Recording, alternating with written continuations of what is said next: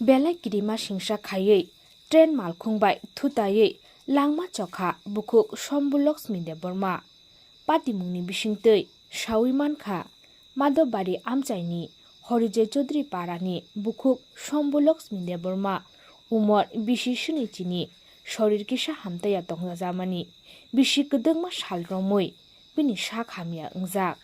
wansungna rok fan kri hai ungjak phiaba kokti salni sanja jorao tren laharo mankha bini mangkthei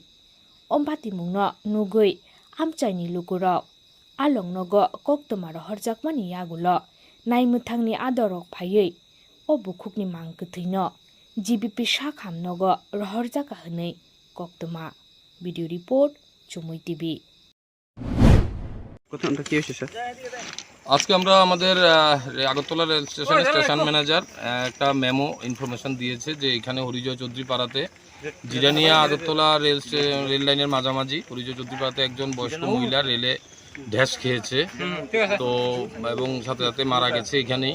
ওই মেসেজটা পাওয়ার পর আমরা আগরতলা থানা থেকে এখানে আসি, এসে দেখি হরিজয় চৌধুরী পাড়াতেই রেল লাইনের পাশেই একজন মহিলা, তার নাম শম্ভুলক্ষ্মী দেববর্মা, বয়স 70 হবে। তো ওনার ডেড বডি রেল ট্র্যাকের পাশেই পড়ে আছে ইনজুর্ড অবস্থা। তো ওনার ফ্যামিলির লোকজন বা এখানের আশেপাশের সমস্ত গ্রামের লোকজন এসছে, তাদের সাথে আমরা কথা বলে যেটুকু বুঝতে পারছি যে মহিলা অ্যাকচুয়ালি মানসিক কিছু